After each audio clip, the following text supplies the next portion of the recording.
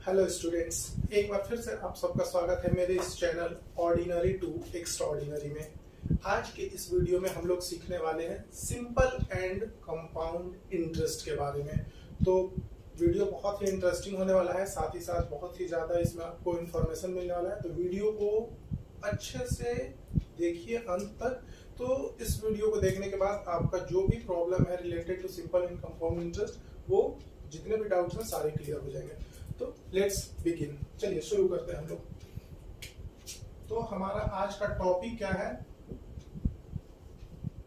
Simple and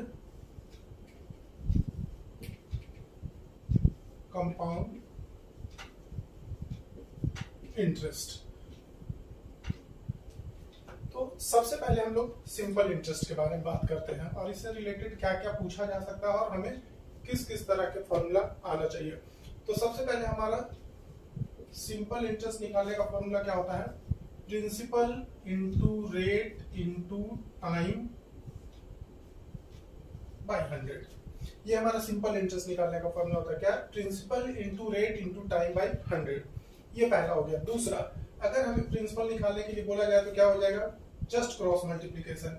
तो principal equals to SI into 100 by R into T। Similarly अगर हमें rate निकालने के लिए बोले तो rate equals to SI into 100 by P into T। ये रेट निकालने का हो गया। अब अगर टाइम निकालने के लिए बोला जाए तो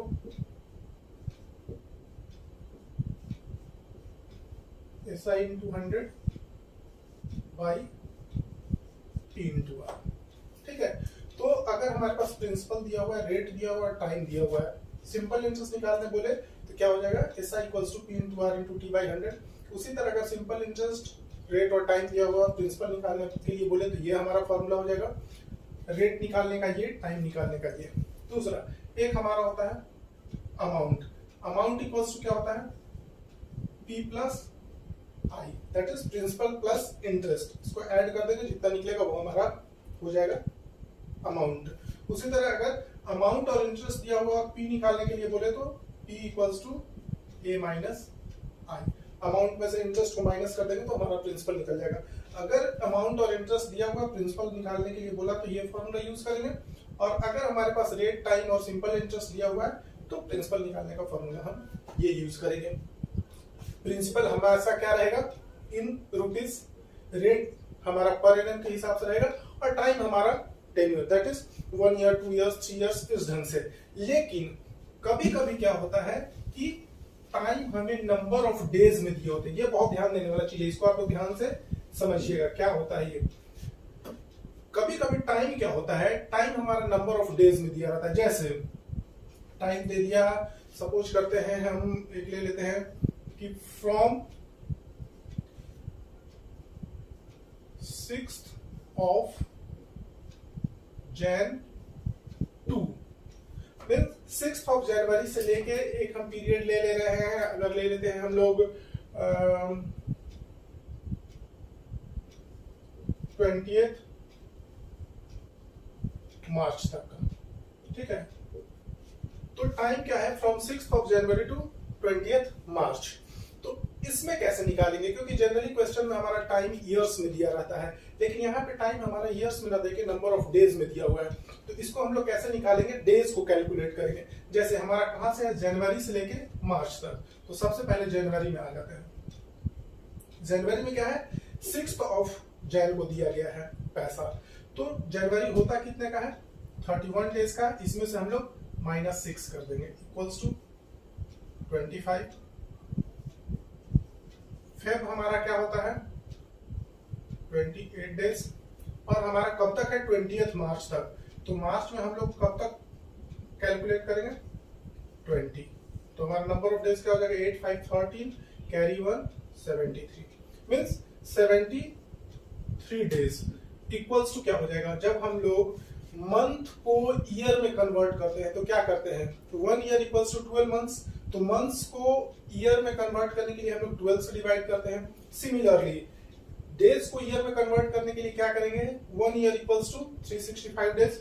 तो हम लोग 73 को 365 से जब डिवाइड करेंगे तो ये हमारा क्या में चेंज हो जाएगा, ईयर में। ठीक है, तो ये तो एक बताने का तरीका हुआ, लेकिन जो इंटरेस्टिंग चीज है और जो सबसे इंपॉर्टेंट चीज है जो मैं बताने जा रहा हूं आपको, उस पर ध्यान देना है। कई बार क्या होता है कि हम लोग नंबर ऑफ डेज निकालते हैं तो नंबर ऑफ डेज एग्जैक्ट नहीं आता है। तो ये एग्जैक्ट आए या ना आए, हमें एक बात ध्यान में रखना है, और अगर उस चीज को हम ध्यान में रखते हैं तो हमारा नंबर ऑफ डेज से जब हम ईयर में कन्वर्ट करेंगे तो कभी भी गलत नहीं होगा। क्यों? क्योंकि नंबर ऑफ डेज जो है हमारा, वो हमेशा क्या निकलेगा, मल्टीपल ऑफ 73। या तो वो 73 निकलेगा, या फिर वो 146 निकलेगा, या फिर वो 219 निकलेगा, या फिर वो 292 निकलेगा। 365 निकल नहीं सकता क्योंकि 365 मींस 1 ईयर। अब ये 73, 146, 209 और 292 ही क्यों निकलेगा? इसलिए निकलेगा क्योंकि ये 73, 146, 219, 292 ये सब वो नंबर्स है जो 73 के टेबल में आता है, और 73 इंटू 5 जब करते हैं तो 365 आता है। तो अगर आप कभी निकालते हैं और आपका नंबर ऑफ डेज 73 से कम या ज्यादा आ जाता है, सपोज करिए यहाँ पे आ गया मेरा 72 या फिर आ गया 74, तो हमको कंफ्यूज नहीं होना है कि वो 72 होगा कि 74 होगा। कुछ भी हो, हमें पता है कि नंबर ऑफ डेज 73 ही रहेगा, क्योंकि always number of days multiple of 73 ही आएगा। तो हम लोग जब ईयर में कन्वर्ट करेंगे तो क्या करेंगे, 73 बाय 365, तो ये हो जाएगा 1/5। सिमिलरली अगर हमारा नंबर ऑफ डेज हम कैलकुलेट करके निकाल रहे हैं और वो 146 नहीं आ रहा है, लेकिन इसके आसपास आ रहा है, 1-2 कम या 1-2 ज्यादा, तो इसका मतलब हमारा कैलकुलेशन में कहीं गलती है, तो हम लोग डायरेक्ट 146 यूज कर लेंगे। तो 146 बाय 365, 219 बाय 365, 292 बाय 365, क्योंकि ये सब को हम लोग देख रहे हैं 1 जा 5 जा, क्योंकि 73 का टेबल हमेशा 5 बार में। यहाँ ये क्या हो जाएगा, 2/5, मतलब ये ईयर में क्या कन्वर्ट हो जाएगा, 1/5 ईयर, 2/5 ईयर, 3/5 ईयर, 4/5 ईयर। तो इसलिए ये नंबर ऑफ डेज जो आएगा ये हमेशा मल्टीपल ऑफ 73 में ही रहेगा। तो अगर हम लोग नंबर ऑफ डेज निकाल रहे हैं, अगर हमको दे दिया कभी कि ये 21 मार्च से लेके 18 अगस्त तक, तो अगर हम 24 मार्च से 18 अगस्त तक का निकाल रहे हैं और हमारा नंबर ऑफ डेज अगर एग्जैक्टली 146 आ गया, इट मींस कैलकुलेशन सही है। लेकिन अगर 146 नहीं आ रहा है, इधर लेस देन और ग्रेटर देन 146 आ रहा है, तो हमको कंफ्यूज नहीं होना है। हमें पता है कि एग्जैक्ट क्या होना चाहिए, 146। तो अगर 143, 144 आ रहा है, इसका मतलब हमारा कैलकुलेशन रॉन्ग है। अगर 47, 48 मींस 147, 148 आ रहा है, इसका मतलब कि हमारा कैलकुलेशन रॉन्ग है। आना चाहिए क्या, 146। तो इस बात को हमेशा ध्यान में रखना और इसमें बहुत ज्यादा समय बर्बाद नहीं करना है। अगर 73 के आसपास आ रहा है, इसका मतलब मेरा कैलकुलेशन गलत है, आना क्या चाहिए 73। तो हम लोग जस्ट 73/365 लिख लेंगे। तो ये इसका तरीका है।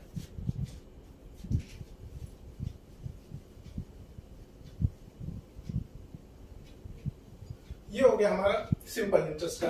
अब एक एग्जांपल हम लोग देख लेते हैं। अगर बोलता है कि प्रिंसिपल हमारा है ₹5000, रेट हमारा है 6% पर एनम, टाइम हमारा है 3 इयर्स। प्रिंसिपल दिया हुआ है, रेट दिया हुआ है, टाइम दिया हुआ है। हमको बोला है निकालने के लिए क्या, सिंपल इंटरेस्ट और अमाउंट। तो सिंपल इंटरेस्ट निकालने का फॉर्मूला हमारा क्या होता है, P into R into T/100। तो हमारा P कितना है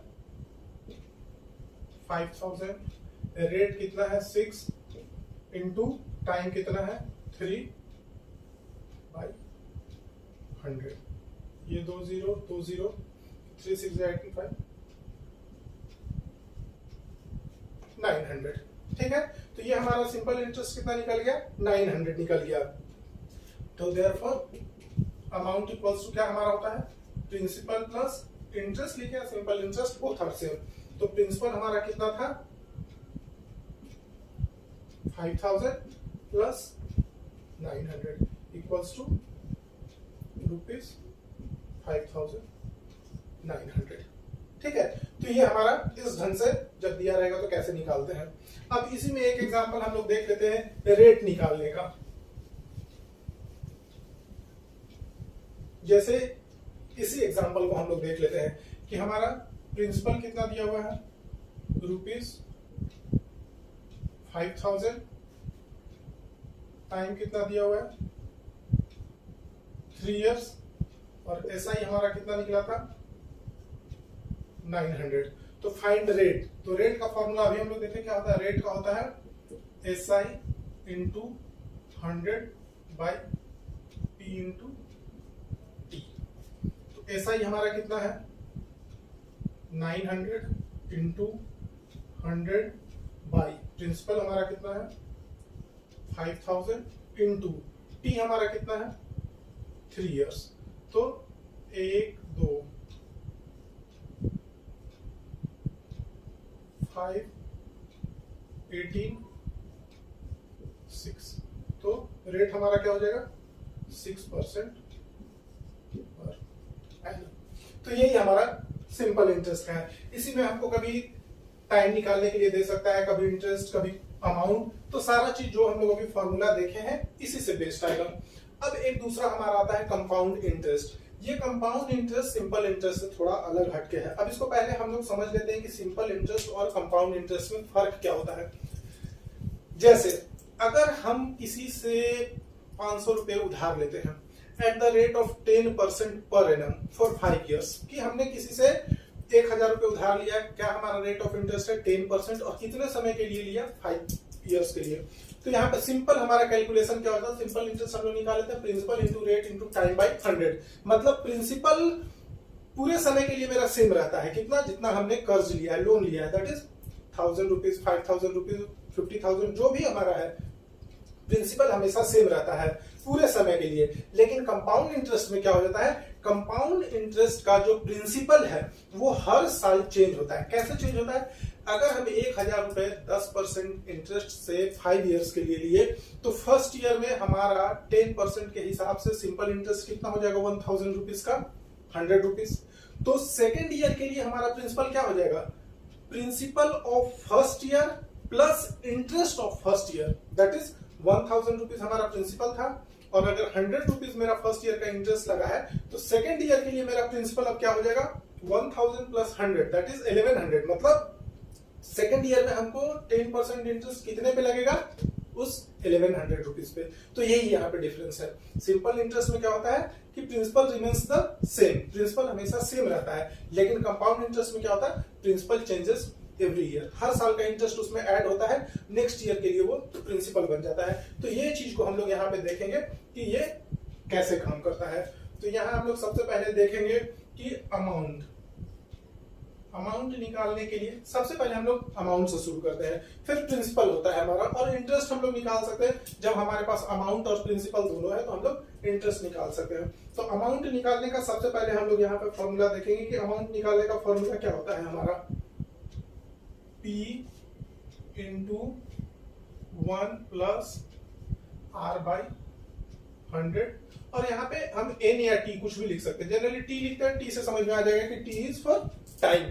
तो अगर हमारा रहता है कि प्रिंसिपल 5000 रुपीज है, रेट हमारा क्या है, अगर 5% है तो प्रिंसिपल की जगह पे 5000 लिख देंगे, रेट के जगह पे 5% लिख देंगे, दैट इज 5/100। और टाइम अगर हमारा 2 इयर्स है तो यहाँ पे हम लोग 2 लिख देंगे, 3 इयर्स है तो यहाँ पे हम लोग 3 लिख देंगे। मतलब स्क्वायर हो जाएगा इस पूरे कैलकुलेशन का स्क्वायर, मतलब जितना भी ब्रैकेट में वैल्यू आएगा उसको फिर इनटू सेम नंबर से कर देंगे। क्योंकि यहाँ पे 2 इयर्स है तो स्क्वायर हो गया, अगर 3 इयर्स है तो इस कैलकुलेशन को इनटू दिस 3 टाइम्स कर देंगे। तो ये हमारा तरीका होता है निकालने का। तो ये हमारा हो गया किस चीज का निकालने का, प्रिंसिपल के, और रेट टाइम दिया रहे तो अमाउंट निकालने का। अब इंटरेस्ट क्या हो जाएगा, सेम A माइनस पी जैसे हम लोग उसमें करते हैं। लेकिन इसमें ध्यान देने वाला बात एक हमारे पास क्या आ जाता है कि ये जो हमारा है compound interest, compound interest equals to क्या हो जाएगा ए माइनस पी। वहां पे हमारा क्या था, सिंपल इंटरेस्ट, जिसको हम लोग जनरली इंटरेस्ट भी कहते हैं, लेकिन यहाँ पे क्या है, ये कंपाउंड इंटरेस्ट है, that is interest compounded annually. वहां पे इंटरेस्ट हम लोग पूरे 5 साल के लिए उस प्रिंसिपल पे एक साथ निकाल रहे थे, लेकिन यहाँ पे क्या होता है, ये इंटरेस्ट एनुअली निकलता है, जैसा कि हम बताए कि हर साल यहाँ पे हमारा प्रिंसिपल चेंज होता है। अब ये हमारा हो गया इसमें कि कंपाउंड इंटरेस्ट निकालने का फॉर्मूला अमाउंट माइनस पी, ठीक है, ये हमारा निकल गया। अब इसमें एक चीज और क्या आता है कि कभी कभी हमारा क्या दिया रहता है कि इंटरेस्ट कंपाउंडेड हाफ ईयरली, कि इंटरेस्ट कंपाउंडेड हाफ ईयरली। तो यहां पे हमको ध्यान देने का है, अगर टी मेरा दिया हुआ है 2 इयर्स और रेट दिया हुआ है 5% पर एनम, तो कंपाउंडेड हाफ ईयरली है। हाफ ईयरली मींस इंटरेस्ट हर 6 मंथ्स पे कैलकुलेट हो रहा है, ईयरली नहीं हो रहा, हाफ ईयरली। तो interest is being calculated after every 6 months. तो हम लोग जान रहे हैं कि एक साल में कितना 6 मंथ्स होता है, 2, क्योंकि 6 महीने 6 महीने है, दैट मेक्स 1 ईयर। तो एक साल में हमारा 2 हाफ ईयर्स होता है। तो जब ऐसा दिया रहे कि इंटरेस्ट कंपाउंडेड हाफ ईयरली, तो जो टाइम होता है तो उसको हम लोग क्या करेंगे, टाइम हमारा क्या हो जाएगा, 2 into 2 दैट इज 4। ये जो ब्रैकेट के ऊपर हम लोग टी लिखे थे वहां पे इसका वैल्यू क्या हो जाएगा, 4 लिखेंगे। लेकिन अगर यही रहता है कंपाउंडेड एनुअली, तो ये 2 हमारा 2 ही रहता है, क्योंकि 2 years, year means per annum, और यहाँ पे अगर कंपाउंडेड ईयरली रहता तो ये वैल्यू 2 ही रहता है। लेकिन यहाँ क्या है, कंपाउंडेड हाफ ईयरली, तो एक साल में कितना हाफ ईयर्स होता है, 2, तो इसलिए 2 साल में कितना हाफ ईयर्स हो जाएगा, 2 into 2 4। रेट क्या हो जाएगा, ये पर एनम का रेट है, लेकिन यहाँ पे कैसे किया जा रहा है, हाफ ईयरली, तो ये क्या हो जाएगा मेरा 5/2% हाफ ईयरली। टाइम इंटू 2 हो जाएगा, रेट डिवाइडेड बाई 2 हो जाएगा। सिमिलरली इसी तरह अगर यहाँ पे रहता है कंपाउंडेड क्वार्टरली, क्वार्टरली, तो एक साल में कितने क्वार्टर्स होते हैं, क्वार्टर में 3 मंथ्स, तो 3 into 4 करते हैं तो 12 मंथ्स होता है, मतलब एक साल में 4 क्वार्टर्स होते हैं। तो यहाँ पे अगर 2 इयर्स रहता और कंपाउंडेड क्वार्टरली रहता तो इसको हम लोग 2 into 4 करते, मतलब ये 8 हो जाता, और यहाँ 5 को किससे डिवाइड करते हैं, 4 से। यहाँ 2 से इसलिए कर रहे हैं क्योंकि कंपाउंडेड हाफ ईयरली है, लेकिन अगर कंपाउंडेड क्वार्टरली रहता तो 5/4 करते हैं। सिमिलरली अगर टाइम 2 इयर्स है और हाफ ईयरली है तो 2 into 2 कर रहे हैं, अगर क्वार्टरली रहता तो हम लोग इसको 2 into 4 करते हैं। तो ये चीज हमको ध्यान रखने का जरूरत है वहां पे।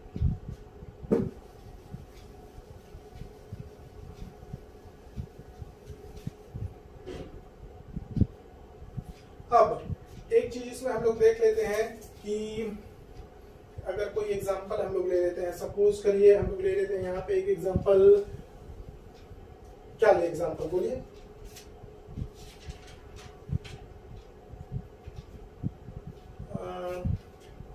हम लोग ले लेते हैं P equals to ₹2000, rate equals to 4%, time equals to 2 years, ठीक है। ये हमारा P हो गया, ये हमारा रेट हो गया, ये टाइम हो गया। अब यहाँ पे हमको दोनों चीज निकालने के लिए बोला है, कंपाउंड इंटरेस्ट भी और अमाउंट भी, ठीक है। हमको कंपाउंड इंटरेस्ट भी निकालने के लिए बोला है और अमाउंट भी निकालने के लिए बोला है। तो अमाउंट का हम लोग जानते हैं, अभी हम लोग देखे थे कि अमाउंट का फॉर्मूला क्या होता है, amount equals to P into 1 plus R by 100T। P हमारा कितना है, 2000 into 1 plus 4/100, और यहाँ 2 हो जाएगा, 2000 into, अगर हम इसके साथ करते हैं तो ये कितना हो जाएगा, 4 1 जा 25, तो एलसीएम निकालेंगे तो 25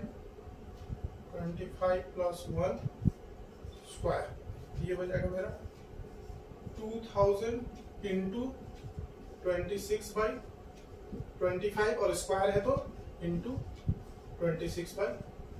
25। अब इस चीज को जब हम लोग कैलकुलेट कर देंगे पूरी तरह से, जैसे 25 से 2000 को काटेंगे, फिर 25 से बचे हुए काटेंगे और मल्टीप्लाई कर देंगे, तो ये हमारा जो आंसर आएगा वो क्या हो जाएगा, अमाउंट। और उसके बाद अमाउंट जब हमारा निकल गया तो फिर सीआई हम लोग निकाल लेंगे। सीआई हमारा क्या आता है, ए माइनस पी।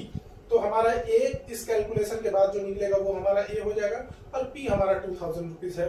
जैसे यहाँ पे अगर हम लोग देख लेते हैं 25 से अगर इसको हम करते हैं तो ये कितना हो जाएगा, 80, ठीक है। फिर 26 इंटू 26 इंटू 80 करेंगे, जितना आएगा उसको 25 से डिवाइड कर देंगे तो हमारा अमाउंट निकल जाएगा। फिर उस अमाउंट में से हम लोग प्रिंसिपल को माइनस कर देंगे तो हमारा कंपाउंड इंटरेस्ट निकल जाएगा। तो यहाँ पे ये फॉर्मूला है निकालने का। इसमें भी सेम वही करेगा, कभी टाइम निकालने के लिए दे सकता है, कभी रेट निकालने के लिए दे सकता है। तो फॉर्मूला हमारा यही रहेगा, अगर अमाउंट दे दिया है तो अमाउंट की जगह पे अमाउंट का वैल्यू डालेंगे, प्रिंसिपल दिया हुआ है तो प्रिंसिपल की जगह पे प्रिंसिपल का वैल्यू डालेंगे, 1 प्लस अगर आर निकालना है तो आर एज इट इज रहेगा, टाइम हमारा 2 इयर्स दिया हुआ तो 2 डाल देंगे। उसके बाद हम लोग इसको कैलकुलेट करेंगे, जो हमारा वैल्यू निकलेगा आर का वही हमारा रेट ऑफ इंटरेस्ट हो जाएगा। कभी टाइम निकालने के लिए भी दे सकता है, तो सारा वैल्यू दिया रहेगा, टी निकालना रहेगा, तो हम लोग इसको सॉल्व करेंगे, हमारा टी का वैल्यू निकल जाएगा। फॉर्मूला हमेशा सेम रहेगा, अमाउंट निकालने का, कंपाउंड इंटरेस्ट निकालने का, और इसी से हमारा पी भी निकालने का फॉर्मूला बन जाएगा, रेट निकालने का भी और टाइम निकालने का भी। तो ये इस तरह से हम लोग देख रहे हैं कि सिंपल इंटरेस्ट और कंपाउंड इंटरेस्ट में क्या डिफरेंसेस होते हैं।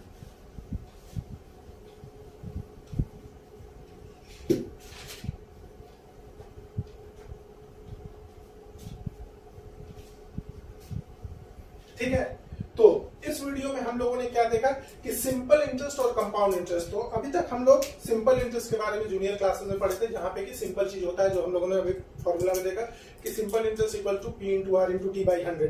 अब इस सिंपल इंटरेस्ट का जो P into R into T by 100 होता है, उसी में आपको प्रिंसिपल भी निकालने के लिए पूछ सकता है, रेट या टाइम भी। तो फॉर्मूला सेम रहेगा, सिर्फ वैल्यू पुट करके निकाल लेंगे।